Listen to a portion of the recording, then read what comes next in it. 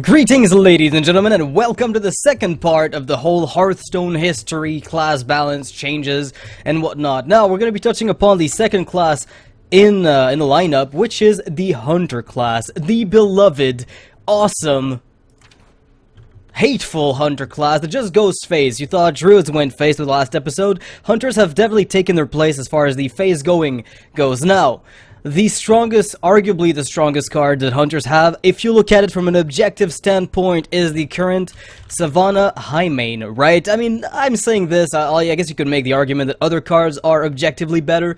Savannah Highmane, however, recognized as one of the best 6-drops in the game, if not the best. It is not like, it is a new card, or an unexpected one as far as Blizzard's concerned, because this was not supposed to make it to the Hunter class. Savannah Highmane used to be a Darkspear Hunter. Darkspear Hunter being a 2-2, which whenever you play a beast, you buff the beast by +1/+1. So Savannah Highmane was added as a last-second addition, so to speak.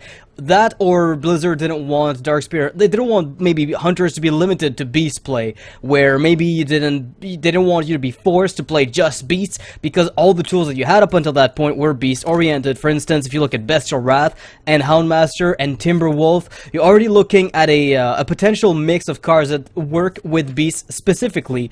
Whereas now, by giving Hunters Savannah Highmane, they've given them a straight-up solid minion that doesn't force you to play around beasts. It doesn't have to be a tribal deck to include the Savannah Highmane in. So Darkspear Hunter unfortunately never saw the light. I'm a little disappointed because I thought the card was really interesting. I liked what it tried to do.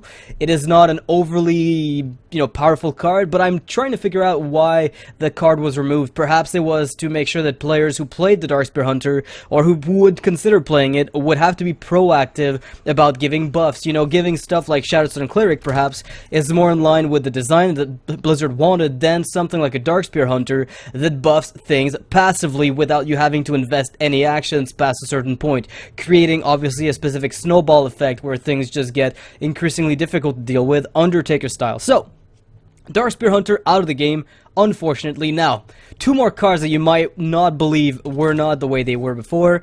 Freezing Trap is a change on the initial version of it, which actually was very interesting. Instead of returning a minion to its owner's hand and making it cost 2 more, Freezing Trap used to be a secret that when an enemy minion attacked, it would freeze it for 2 turns. So you had 2 complete turns of the minion being inactive, which almost is the same as the current Freezing Trap, except they didn't have to recast it back in the days at a mana penalty.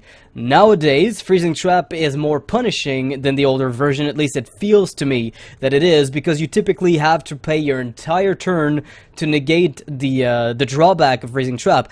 So this leads me to believe that maybe the older Freezing Trap was actually more balanced than the current one, because the Freezing Trap, as we know it now, when it gives you a tempo burst, is just nigh unbeatable in mid-range decks. Interesting fact about Freezing Trap, that it used to be kind of a freeze mage tool, but then again, it's over 2 turns, so it's hard to track. No, wait, let me rephrase that. It's not hard to track. But Blizzard would say that because it's over 2 turns, it's probably harder to track than if it just sends it back to your hand, because then you have to pay attention to, God forbid, one more detail. Now, the Explosive Trap was also different than what it is nowadays. Nowadays, when your hero is attacked, it deals 2 damage to all enemies. It used to be the case that when a minion dealt damage to your hero, it would then trigger, which meant if you had a card like Demolisher, which dealt damage to the enemy's face by accident, you would instantly trigger Freezing Trap. Explosive Trap, that is. So Ragnaros would trigger Explosive Trap. A lot of cards that don't trigger Explosive Trap right now would do it otherwise, which means Rag would be less of a good counter to Hunter nowadays, so good thing they changed it. But if the minion never dealt damage to your hero, then it wouldn't trigger. So if a Flame Imp attacked your face as a Hunter player, you would take the 3 damage, then the trap would trigger. You would never get, let's say, oh, he's attacking my face with a Leroy Jenkins for 6. Back in the days, the 6 damage would go through. Whereas now, Leroy Jenkins just immediately dies. So it's an interesting twist on the way Explosive Trap functions. I'm not sure which one of them is better, but that's definitely a consideration they must have taken when they modified it, because it is quite different mechanically from what we have nowadays.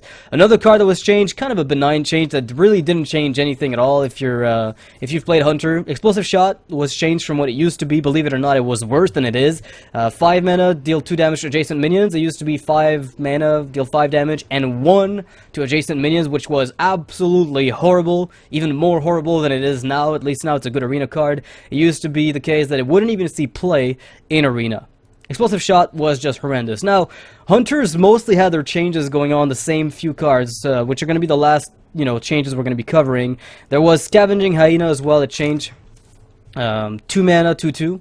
Whenever a friendly beast dies, gain +2/+1. It used to be the case that it would trigger off of enemy beasts. So if there was a Hunter versus Hunter metagame, and if you've played closed beta, I think you'll remember that, it was really aggravating to play Hunter mirror matches because it was all down to whoever left beasts alive and got their Scavenging Hyena to grow bigger than the opponents. So if you both had, say, 5 snakes or 3 snakes from Snake Trap, if you played Scavenging Hyena, suddenly you won the game because you would just trade away 3 snakes.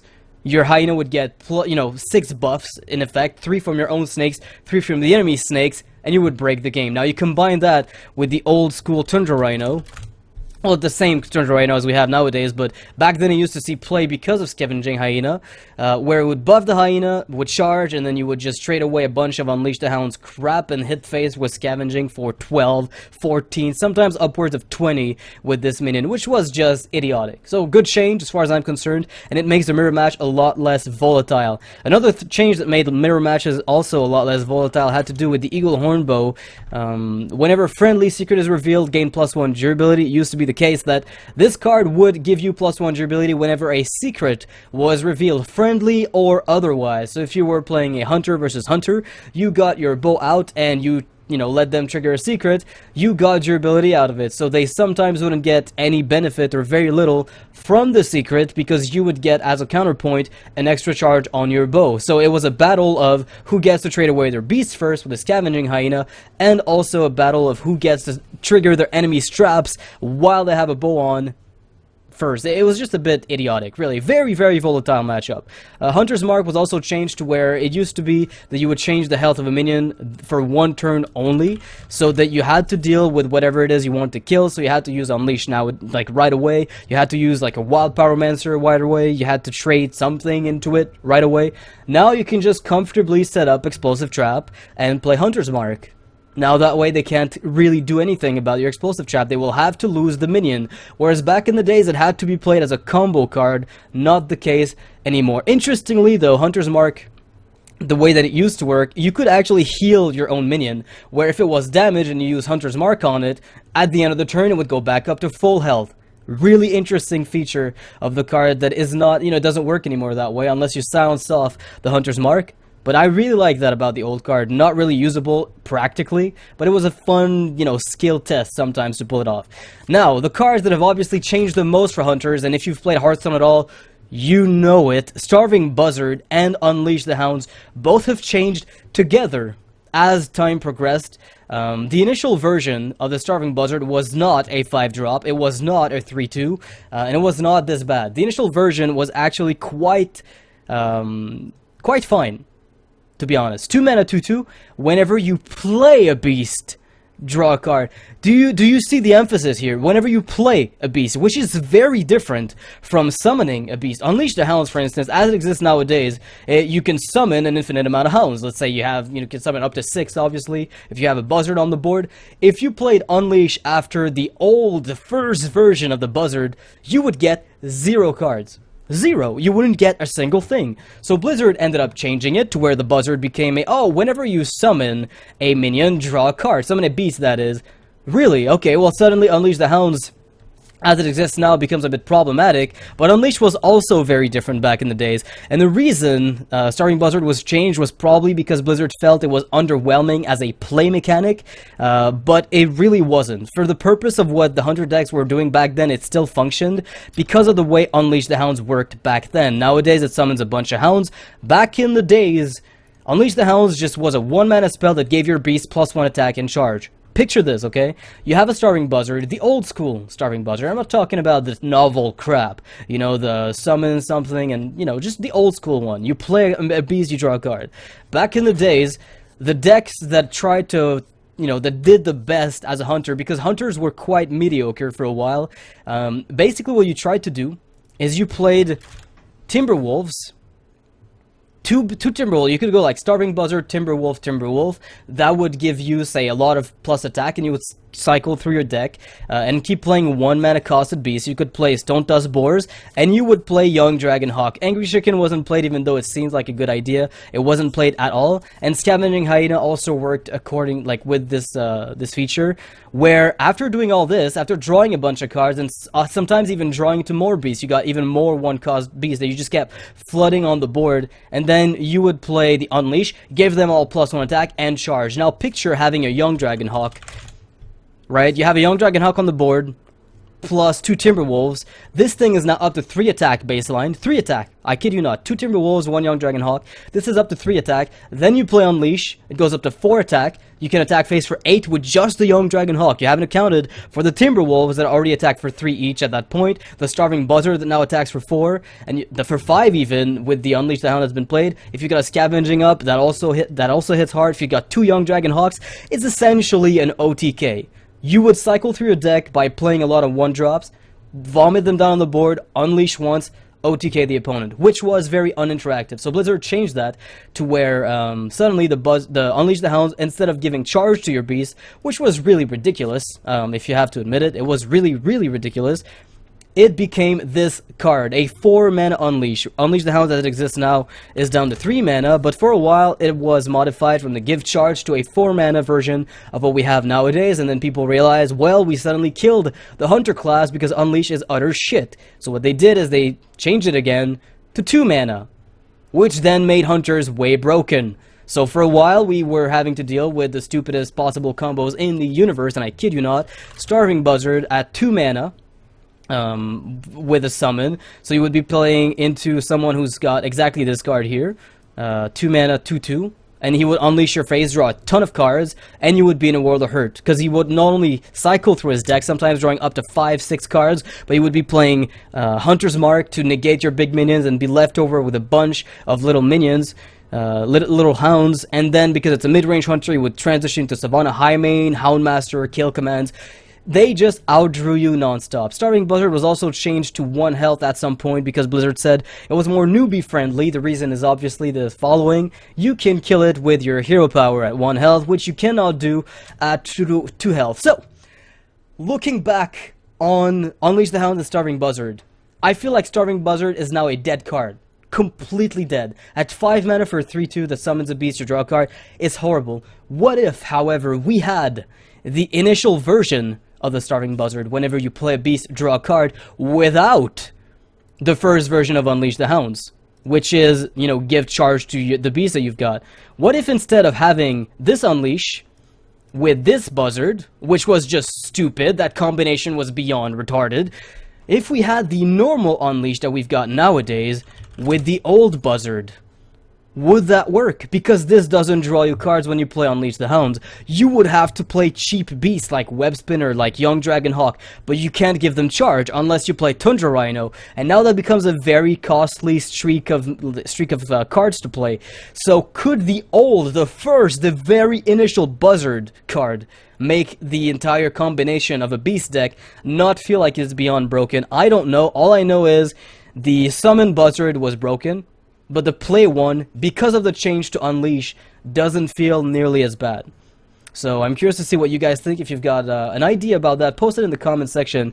I'll be reading comments about this because I'm really curious. If we were to go back to that old Buzzard, would it be problematic? Does it limit design space as much as the Summon Buzzard did at that point? So that's it for the Hunter changes and where the class is nowadays. It's in a very comfortable spot.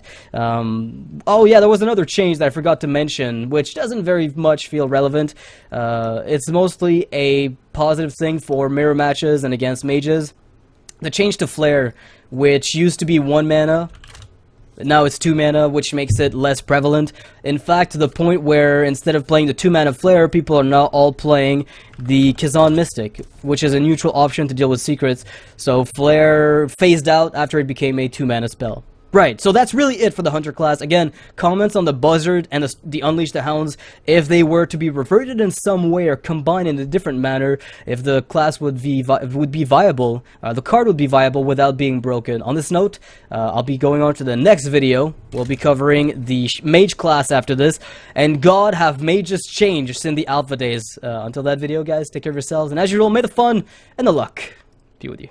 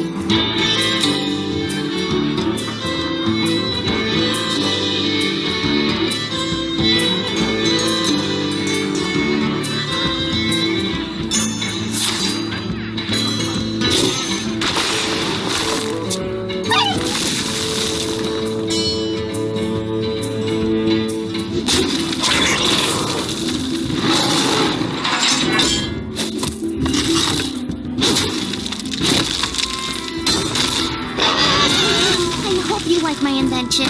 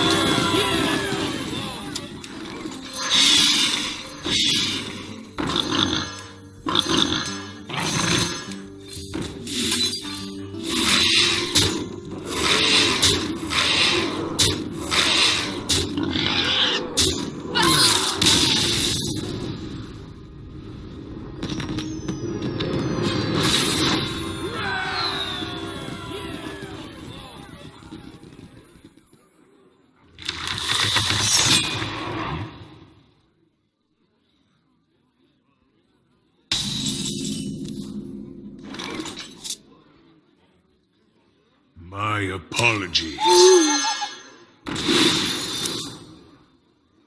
A natural mistake.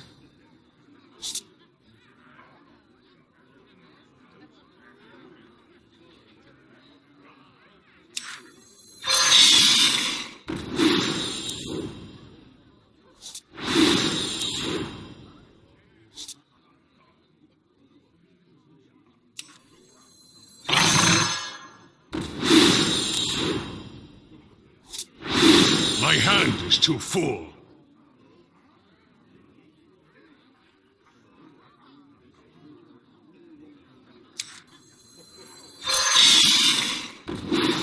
I'm almost out of cards.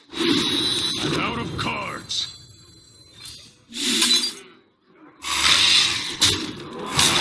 Quickly.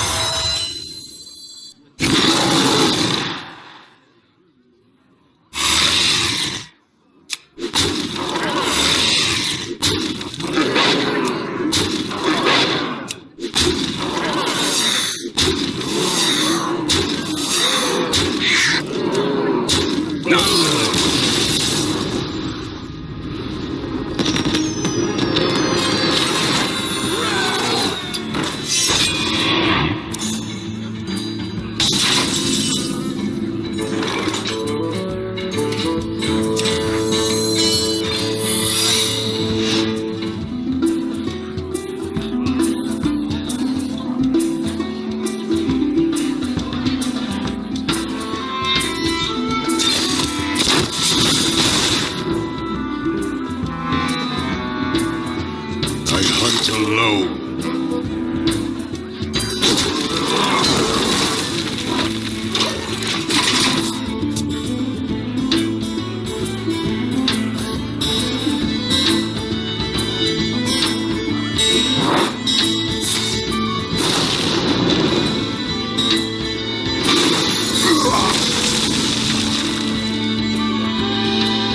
I hear you got a problem.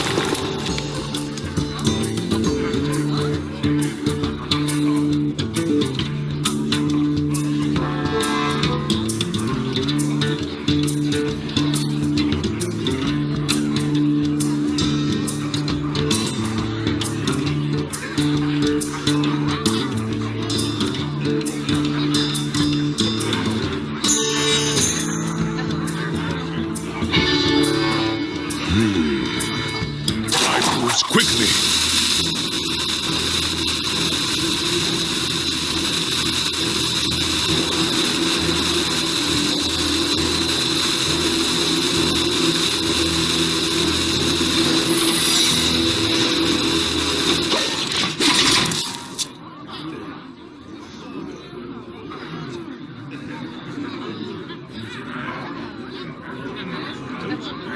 One shot, one kill.